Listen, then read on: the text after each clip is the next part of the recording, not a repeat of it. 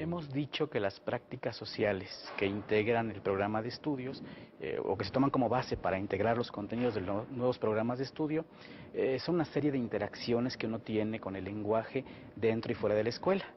Y como podrá verse, son muchísimas las prácticas sociales que se hacen en la sociedad, en la vida, en el mundo. Y entonces, obviamente, este conjunto enorme de prácticas sociales no caben en un programa de estudios. Hay que hacer una selección, hay que determinar cuáles y por qué se incluyen en un programa. Las prácticas suelen ser muy complejas, hay de diferentes niveles, de diferentes maneras. Todos estos productos que vemos aquí como libros han sido resultado de una práctica social del uso del lenguaje. Esta misma forma de hacer un diálogo con maestros es una práctica sobre el lenguaje. Entonces hay muchos niveles y muchas formas diferentes de estas prácticas sociales de estudio. Entonces hubo que hacer una selección, como he dicho. Por ejemplo, hacer una lista para ir al súper y comprar la despensa, leer la Biblia, por ejemplo, acudir al cine y comentar las películas que se ven, son prácticas sociales de lenguaje, pero no todas estas que he dicho son pertinentes de entrar en un programa de estudios. Por ejemplo, lo relacionado con la Biblia, pues hay restricciones normativas, nuestra educación es laica y entonces no podía estar esta práctica dentro de un programa de estudios oficial. Hacer una lista del súper es una práctica tan sencilla que no vale la pena incluirla en un programa de secundaria. Quizás en primaria podría integrarse como tal, pero no en un programa de secundaria. Entonces, para poder estructurar un programa de estudios, hubo que hacer una revisión de cuáles serían las prácticas sociales del lenguaje pertinentes y ponerlas en un programa. Entonces hubo que hacer esa selección con mucho cuidado y valorar su pertinencia. Una vez que se tuvo un universo de prácticas sociales que se decidió integrar en el programa de estudios, había que hacer una organización, porque no puedes poner una lista de prácticas en una forma desordenada o con un criterio indefinido. Y entonces se revisaron las formas tradicionales de organizar un programa de estudios. Vimos, por ejemplo, que normalmente se organiza un programa en lectura, escritura, o en lengua oral, o en literatura, de muchas maneras. Y nos pusimos a pensar cuál sería la manera más pertinente de darle forma en el programa a esas prácticas. Y pensamos, por ejemplo, en la exposición. En una exposición, ¿qué hace uno? Escribe, lee o habla. Y porque había que ponerle en una de estas partes, seguramente, digamos, a ver, la exposición es una práctica de escritura, o una práctica de lectura, o una práctica de oralidad. Y realmente te das cuenta que pertenece a 3 o quizás a más de esas clasificaciones.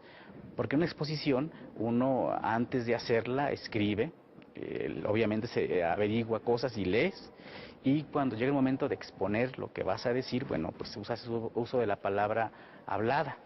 Y entonces nos dimos cuenta que esta clasificación tradicional no nos daba para organizar las prácticas sociales de estudio. Hubo que buscar otra manera.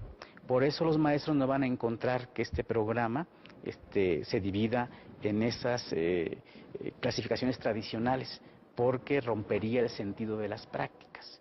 De manera que también estudiando, discutiendo con maestros, con especialistas, leyendo otros programas de estudio, buscamos la mejor manera de organizar el programa con base en las prácticas. Y nos dimos cuenta de esto, que tampoco es una cosa extraordinaria, pero se da uno cuenta que hay prácticas que privan en un ámbito.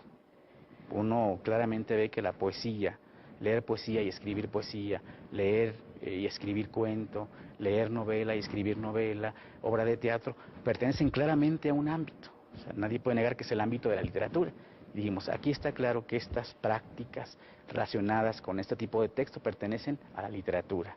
Y entonces en el programa de español, el nuevo, el 2006, aparece un ámbito que son las prácticas sociales del lenguaje relacionadas con la literatura.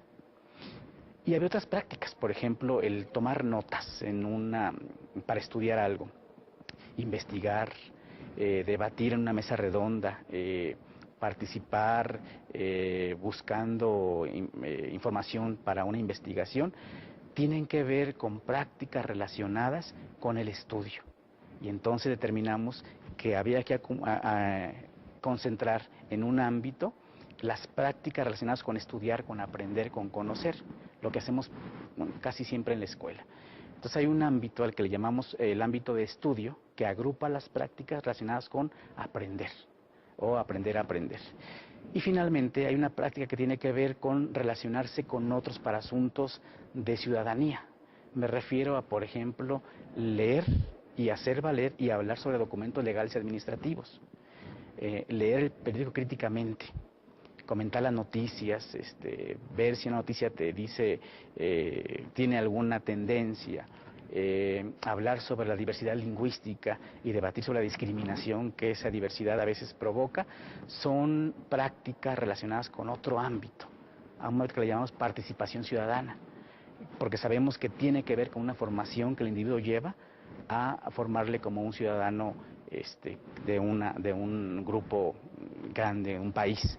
Y entonces ese grupo de prácticas agrupamos en participación ciudadana. De modo que entonces el programa va a tener 3 ámbitos: el ámbito de la literatura, el ámbito del estudio y el ámbito de la participación ciudadana. Así ha sido como organizamos el programa de estudio de español 2006.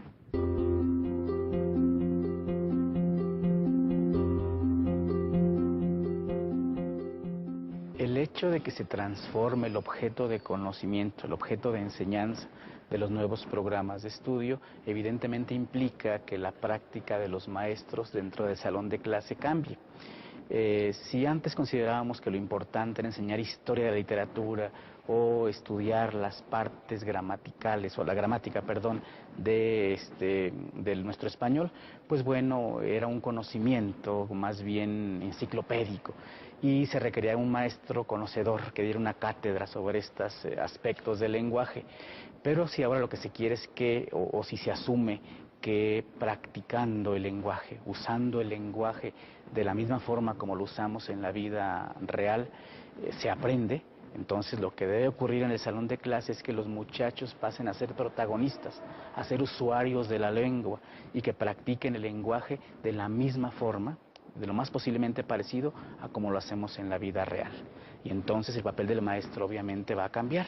Ya no es el que va a dictar la clase, ya no es el que va a mostrar el conocimiento, sino que ahora va a intentar poner al muchacho en situaciones de uso del lenguaje, plantearle problemas, sugerirle preguntas, plantearle retos, en fin, propiciar situaciones en que se vea el alumno comprometido a realizar cosas con el lenguaje, a hacer cosas con las palabras.